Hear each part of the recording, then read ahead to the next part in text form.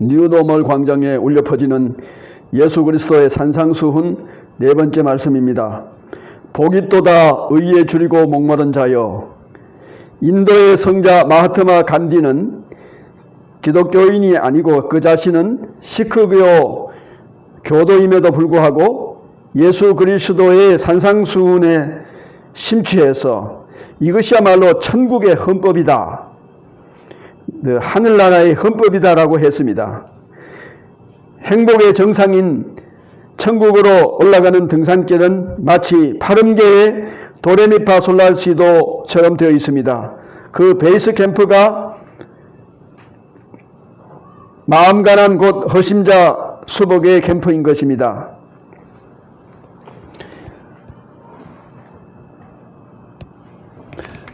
오늘은 줄이고 목마른 자의 행복이라는 주제를 가지고 말씀을 드리고자 합니다. 그런데 오늘 이전에 세 번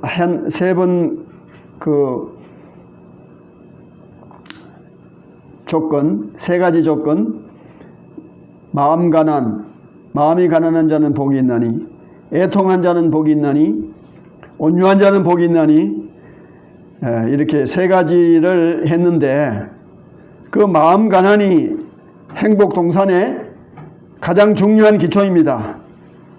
마음 가난은 빈 마음입니다. 깨끗한 마음입니다. 겸손한 마음입니다. 이런 마음을 가진 자는 자기 자신을 아무것도 아닌 자, 노버디라고 생각하는 자입니다. 자기 자신 노버디다.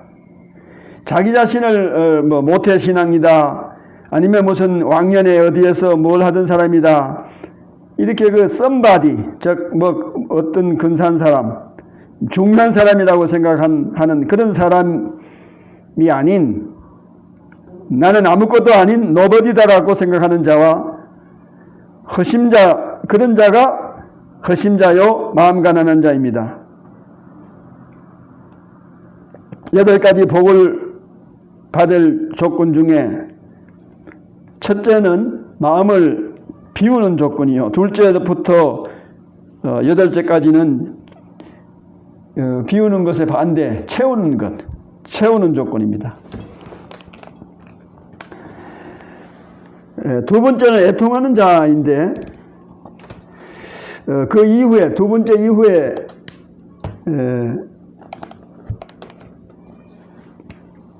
7가지 행복 조건이 고리처럼 주렁주렁 연결되어 나갑니다. 마음을 비웠을 때 나의 영적인 비참한 상태가 비로소 보이는 것입니다.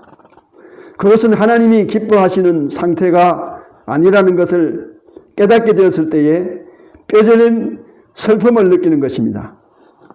세 번째, 온유한 자는 땅을 기업으로 받는다라고 그랬는데 이 뜻이 무엇인가 참 오묘합니다.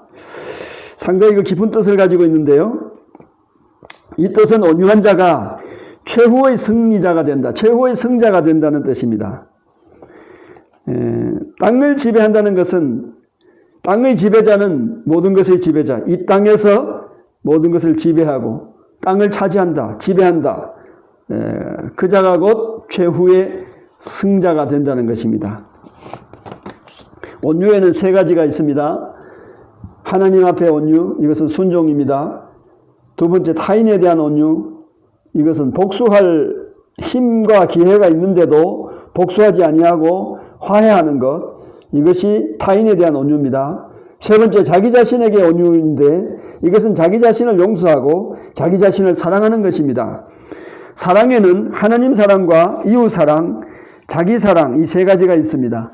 하나님을 사랑하는 자, 이웃을 사랑해야 되고 또 자기 자신을 사랑해야 하는 것입니다. 그렇기 때문에 자기 자신의 생명도 자기 것이 아닙니다. 그래서 자살하는 것, 이것은 매우 큰 범죄요, 이것은 하나님의 형상대로 지음받은 창조주 하나님에 대한 배역 행위요, 하나님을 사랑하지 않고 모든 사랑에 대한 이런 배신이요 반역입니다. 이것은 아주 잘못된 그런 큰 죄입니다.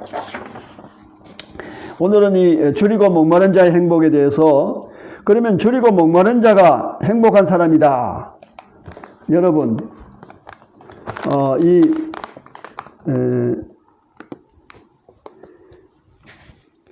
기독교 진리가 역설의 진리라고 하지만은 이건 좀 심해도 너무 심한 이런 말장난이 아닙니까? 이렇게 말한 사람이 있습니다. 아닙니다. 그렇기 때문에 진리인 것입니다. 비교할 상대가 없는 절대적인 진리입니다. 이것은 타종교에서 말하는 무소유의 행복 차원이 아닙니다. 무소유의 행복. 여러분 흔히 불교에서 누가 무소유 그래서 아주 히트를 치고 아주 대단한 그런 어떤 센세이션을 일으킨 그 대단한 것처럼 생각하는데, 오늘 이 줄이고 목마른 자가 행복하다는 것은 무소유 행복 정도의 차원이 아닙니다. 이거는 하늘과 땅의 차이입니다. 여러분, 동양의 문명과 서양의 문명의 특징을 한마디로 말한다면은, 동양은 존재의 문명이요, 서양은 소유의 문명입니다. 동양 문명은 정신적이고 서양 문명은 물질적입니다. 동양 문명은 종교적이지만 서양 문명은 현실적이고 자연과학적이고 합리적, 인간이성적인 것입니다.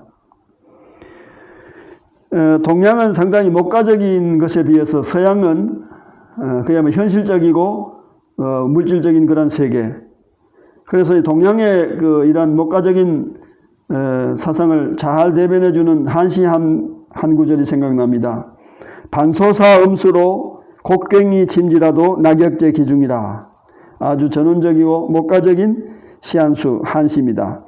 반찬도 없는 보리밥 한 공기를 먹고 물 한 모금 마신 후에 편안하게 잠잘 곳이 없어서 풀밭에 팔 베고 누웠으니, 이 노숙자 신세를 말합니다. 그러나 그러한 곳에도 역시 어느 누구도 빼앗아갈 수 없는, 어느 누구에게도 비견할 수 없는 낙이 있다는 말입니다. 즐거움과 기쁨이 있다는 말입니다. 배고픔과 목마름의 문제가 해결된 그 한순간, 즉 보리밥 한 그릇 먹고 줄인 배를 채우고 물을 한 모금 마시고, 이제 그 순간에 그 목마름과 배고픔을 해결한 그 한순간 행복을 느낄 수 있다는 말입니다. 줄임과 목마름, 이것은 인간에게 요구되는 가장 기본적인 욕구입니다. 이 욕구는 반드시 그 대상을 찾기 마련입니다. 줄임, 즉 배고픔에 대한 대상은 음식입니다. 음식이고 목마름에 대한 대상은 물입니다. 육체가 줄이고 목마른 것은, 이것은 생명의 위기입니다. 줄이고 목마른 생명의 위기가 처처해서 일어난다는 것입니다. 이것이 이제 마지막 종말에 대환란 전에 나타나는 징조라고 마태복음 24장에서 말하고 있습니다. 1995년에서부터 1999년까지 북한의 고난의 행군 기간 굶주려 죽은 자 수는 일본 공산당 기관지 아카하타의 평양 특파원 하기와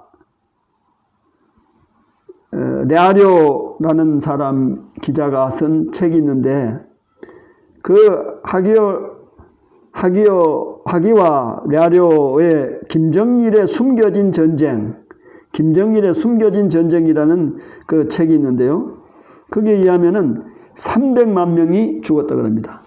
1995년에서 99년까지 북한의 고난의 행군 기간에 이런 그 비참한 죽음의 역사가, 굶어 죽었다는 역사가 우리 이 한반도, 우리 한민족, 우리 동족의 한민족의 그 참 최근의 건세사 가운데 이런 일이 있는데도 불구하고, 지금 대한민국 헌법에서 대한민국 영토는, 대한민국의 주권이 미치는 영토는 한반도와 그 부속 도서에 한한다 그래서 북한까지, 사실은 북한의 주민들도 이 헌법에 의하면 우리 대한민국의 국민입니다.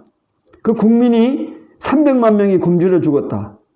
그 아주 도적 같은 아주 못된 폭력배 3대 김일성, 김정일, 김정은 이들이 지금 지배하고 있는 이런 땅이 북녘 땅이고 우리 대한민국의 헌법에서 분명히 대한민국 국민으로 지정하고 있는 이런 국민이 죽어가고 있는데도 불구하고 지금 이 정권은 도대체 뭘 하고 있단 말이에요? 무슨 정치를 하고 있단 말이에요?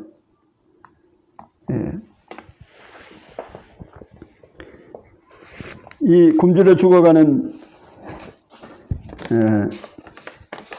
이런 참 절박한 이런 시기에 우리는 마태복음 24장을 다시 한번 우리가 펴보지 아니할 수가 없습니다. 생각해보지 아니할 수 없습니다.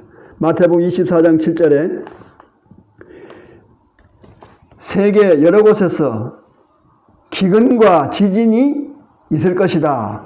예수님께서 예언하신 마지막 종말의 예비 징조를 말씀하고 계십니다. 전 세계적으로 온역이 역병이 일어나면 역병이 지금 전염병이 지금 아주 파급이 되며 여기저기서 죽어가는 사람들 기근과 여기저기 지진이 일어나면은 이제 그때가 가까운 줄 너희들 알아라. 예수님께서 그렇게 예언해 주셨습니다. 지금 그러한 일들이 예수님께서 예언하고 계시는 마태복음 24장에 있는 7절과 6절, 7절, 8절 24장 전반에 있는 그런 그런 징조가 오늘 지금 우리 현실에서 지금 벌어지고 있습니다. 코로나19 이것은 분명히 마태복음 24장에 나오는 역병에 대한 어떤 그런 예언이 지금 그대로 이루어지고 있다는 것입니다. 우리는 지금 긴장해야 합니다. 현재 우리는 긴장을 해야 합니다. 이거 몇 사람 어느 나라에 전염병이 이 코로나가 어떻게 번지고 그 문제 현상을 보면서 우리는 지금 성경에서 지금 예언하고 있는 그 예언이 현실적으로 지금 이렇게 성취되고 있구나, 예언이 이루어지고 있구나 하는 것에 대해서 우리는 긴장해야 됩니다. 그렇기 때문에 저 유명한 신학자 칼바르트가 우리는 오른쪽 손에는 성경을 들고 읽어야 되고 왼쪽 손에는 신문을 들고 동시에 성경과 신문을 대조해 가면서 읽어봐야 된다. 다시 말해서 성경에서 예언하고 있는 이 예언이 오늘날 실제로 신문지상에서 보도되고 있는 이런 뉴스, 요즘은 가짜 뉴스도 많습니다만은 이런 것과 대조해 가면서 우리는 읽어 나가야 된다. 이제 의에 대한 허기짐과 타는 목마름에 대한 어떤 말씀이 이제 성경에서 산상수훈에서 네 번째 이제 예수 그리스도께서 하신 말씀에 등장하고 있는데 인생에게 배고픔의 극한 상황, 목마름의 극한 상황이 도달했을 때에 우리는 이것이 육신적인 어떤 문제뿐만 아니라 영적인 현실에서도 우리는 이것을 이제 깊이 생각해야 됩니다.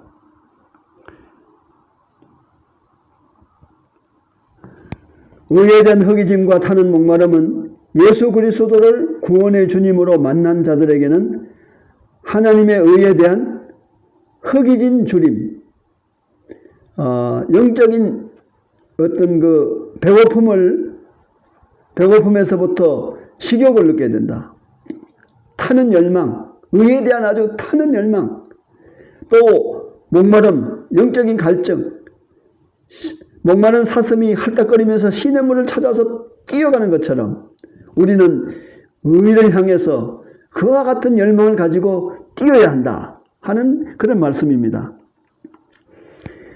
육체가 병들었다는 정세는 우리는 식욕이 떨어지는 것으로 알 수 있습니다. 심한 감기 몸살을 앓을 때에 음식 맛이 떨어집니다. 맛을 모릅니다. 그것이 하나의 정세입니다. 마찬가지로 우리가 죄로 인해서 영적으로 병이 들었을 때에 우리는 곧 꿀송이보다도 과거에 더 달던 하나님의 말씀이 쓰디쓰게 느껴집니다. 우리 예배 드릴 때에 그렇게 즐겁고 정말 기쁨과 행복을 느꼈던 그 예배 시간이 졸음이 오고 고역으로 느껴집니다. 봉사와 교제의 기쁨을 상실합니다. 그래서 하나님의 사역에 부름받은 교역자들이, 교회를 섬기고 성도들을 섬겨야 할 교역자들, 그 교역자들을 요즘은 고역자라고 부릅니다. 교역자에 점 하나 떼버리고 교가 아니고 고역자, 아주 고역으로 생각하는 사람들이 있습니다. 병들었다는 것입니다. 교회가 병들었습니다. 우리의 신앙이 병들었습니다. 그래서 우리가 몸이 아픈 사람이 입맛을 잃어버린 것처럼 우리는 영적인 맛을 잃어버리고 있습니다. 살아가고 있습니다. 마태복음 6장 33절에 그의 나라와 그의 의를 구하라. 그리하면 그 밖에 모든 것을 더해주리라 하신 예수님의 말씀입니다. 그의 나라와 그의 의, 그의 나라는 하나님의 나라입니다. 천국입니다. 그의 의를 구하라. 하나님의 의입니다. 자, 이 의는 소극적인 의미로는 이 의에 대해서 소극적인 의미는 죄의 세력으로부터 탈출과 해방을 의미합니다. 내 안에 침범하여 나를 지배하고자 하는 죄의 세력으로부터 해방을 받고자 애를 쓰고 있는 것, 그것이 소극적인 의입니다. 둘째로 적극적인 의미로서는 내 안에 항상 죄를 짓고자 하는 욕망을 밖으로 쏟아버리고자 하는 노력하는 것입니다.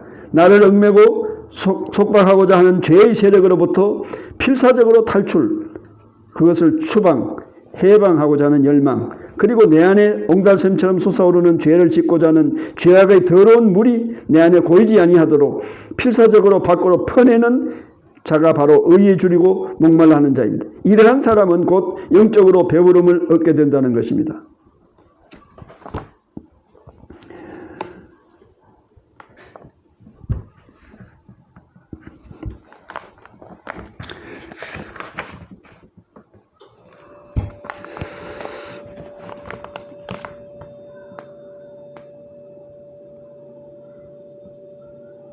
이제 의에 있어서는 두 종류의 의가 있습니다.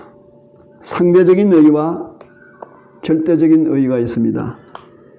상대적인 의는 예수님께서 하신 말씀, 너희 제자들에게 너희 의가 서기관과 바리새인들의 의보다 낫지 못하면 결단코 천국에 들어가지 못할 것이다.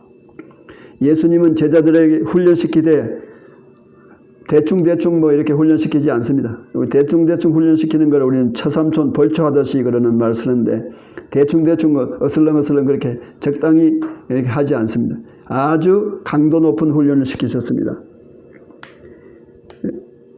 바리새인의 의와 제자들의 의를 비교하셔서 너희들의 의는 저 바리새인들이 자기들이 의롭다. 바리새인들은 의가 뭡니까? 율법을 지킴으로써 자기 자신들이 의롭다고 의롭게 되는 줄을 생각하고 율법을 지키려고 노력을 합니다. 그런데 제자들의 의는 그 바리새인들이 율법을 다 지켜서 이루는 아주 완벽하게 지켜서 이루는 그 의보다도 훨씬 더 능가해야 된다는 것입니다. 그러면 제자들의 의는 뭐냐? 그 제자들의 의는 구원의 값에 해당하는 의입니다. 세상의 물건값은 상대적입니다. 그래서 이것은 수요와 공급에 의해서 물건값이 결정이 됩니다. 그러나 구원은 너무 커서 값으로 매길 수가 없습니다. 세상의 값으로 매길 수가 없어요. 이 세상의 무엇으로도 구원과 바꿀 수가 없어요. 영생에 대한 구원은 너무 커서 그래서 선물로서 주어지는 것입니다. 예수를 믿는 믿음에 대한 선물로 주어집니다. 현실에서 우리는 돈에 줄이고 사랑에 줄이고 지식에 줄이고 명예에 줄이고 지위에 줄이고 권세에 줄이고 그래서 이제 돈에 줄이고 목말라 합니다. 사랑에 줄이고 목말라 합니다. 지식에 줄이고 목말라 합니다. 명예에 줄이고 목말라 합니다. 지위 권세에 줄이고 목말라 합니다.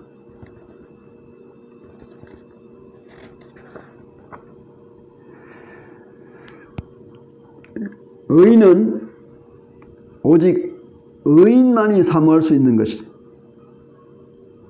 천국은 악인도 사모할 수가 있습니다만 의인은 의인이라야만이 사모할 수 있는 것이죠. 우리는 안중근 의사라 그러는데, 안중근 의사, 열사, 의사 뭐 이렇게 죽은 사람들 존중해서 이제 붙여주는. 근데 안중근은 의를 얻자 의사라 그러는데, 안중근의 옥중에서, 안중근 의사가 옥중에서 자기 손가락을 잘라서 혈서를 썼는데 그 혈서 내용이 견리사의라 그랬어요.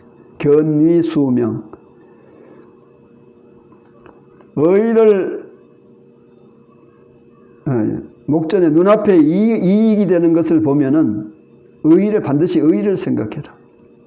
그리고 국가가 위험에 처한 국가를 볼 때, 위험을 볼 때 견위, 위험을 보거든 수명, 목숨을 던져라.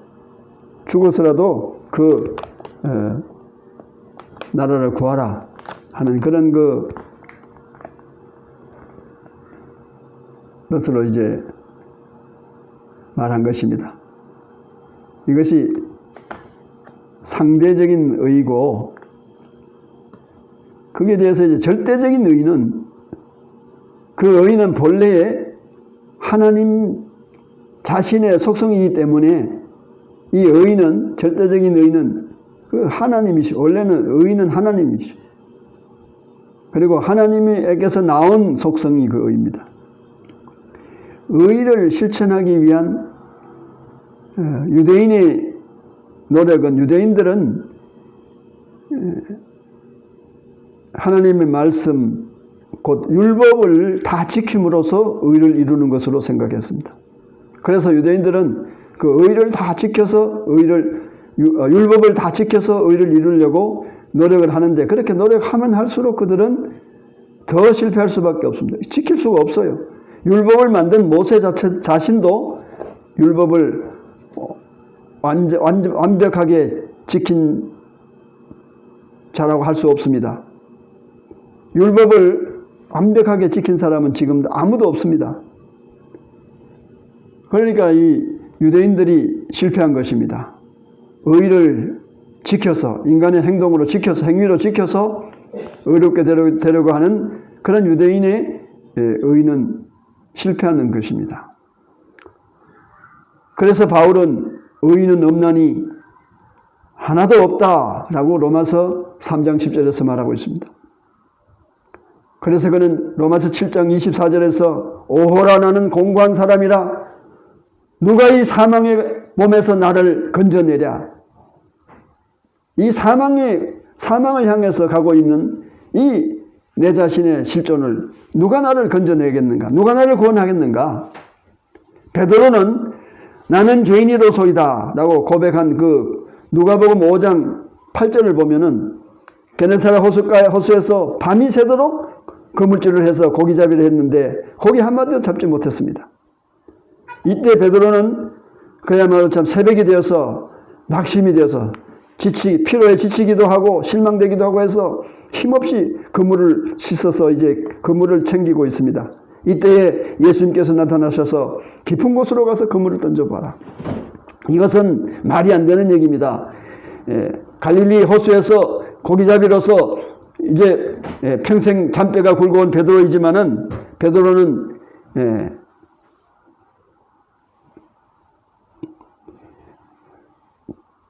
이 예수님이 하신 말씀을 생각해 볼 때에 이 갈릴리 호수의 고기잡이 상식에 하나도 맞지 않는 말입니다.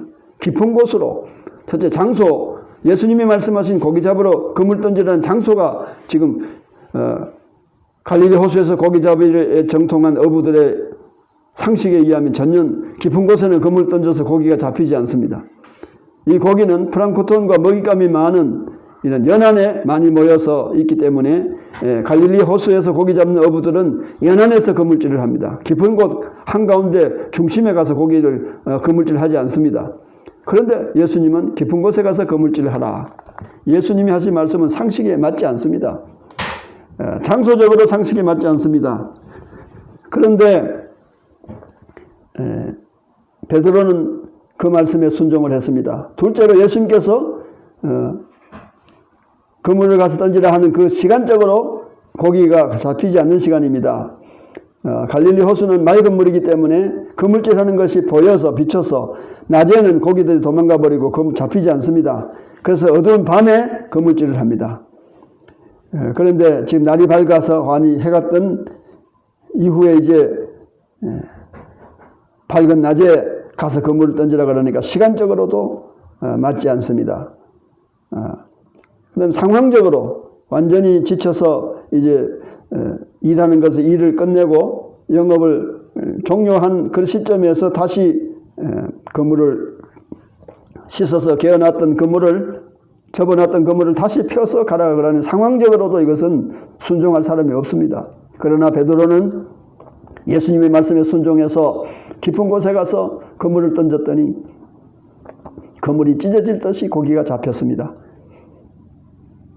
갈릴리 호수에서 어부 생활한 한평생 지금까지처럼 고기가 많이 잡힌 역사가 없습니다. 베드로는 놀랐습니다. 이것은 기적이다. 기적을 일으키는 가져다 주시는 분은 저분은 메시아시다. 하나님이시다. 주의 하나님께서 보내신 위대한 종이다. 베드로는 예수님 앞에 엎드려서 예수님께서 하나님이시라는 사실을 그가 느꼈습니다. 그래서 하나님을 접한 사람은 지금까지 살아남은 사람이 없어. 다 죽었어요. 그래서 베드로는 자기 자신을 살려달라고 소리칩니다. 주여 나를 떠나소서. 내게 지금 예수님에게 접촉해 있는 자기 자신이 지금 죽을 수밖에 없다. 그러니 자기를 살려달라. 나는 죄인입니다. 처절하게 죄인 고백을 했습니다.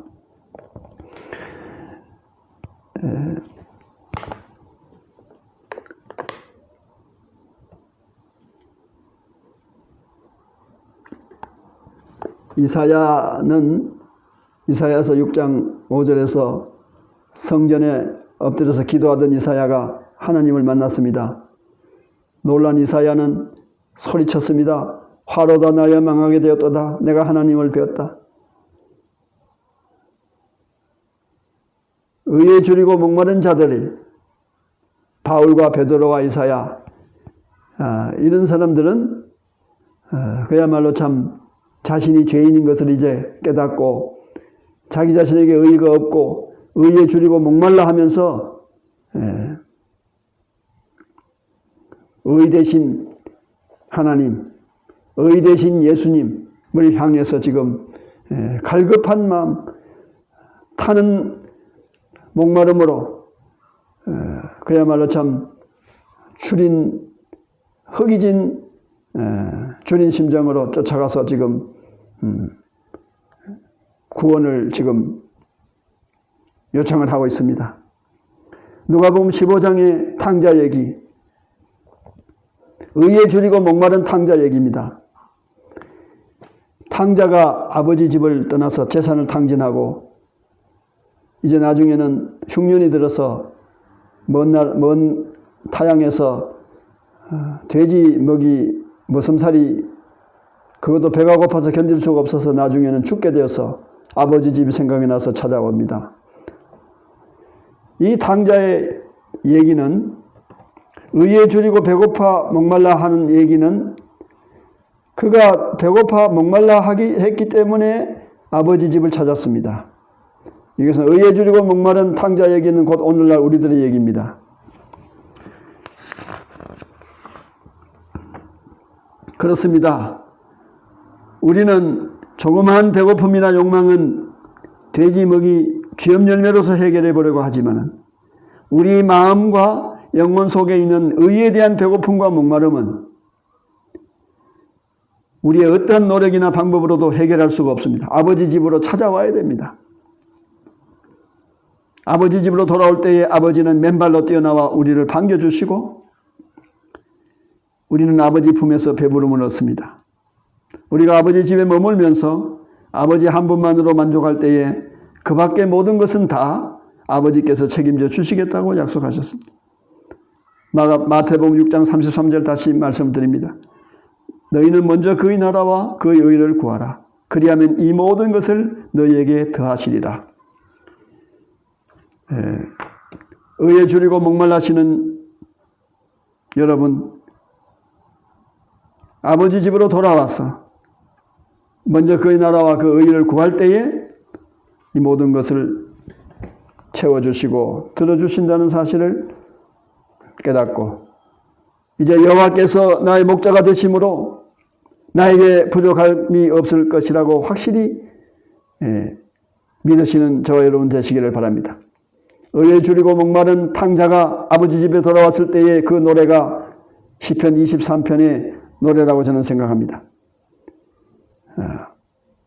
여호와께서 나의 목자가 되심으로 내게 부족함이 없을 것을 확실히 믿고 그가 나를 푸른 풀밭에 누이시며 쉴만한 물가로 인도해 주실 것을 또한 믿습니다. 의에 대해서 줄이고 목말라 하는 이 열망과 우리를 배부르게 채워주시는 하나님의 축복 속에서 평생 동안 주님을 섬기면서 우리의 삶이 감격과 환희와 영광으로 채워지는 저와 여러분의 삶이 되시기를 주 예수 그리스도 이름으로 축원합니다.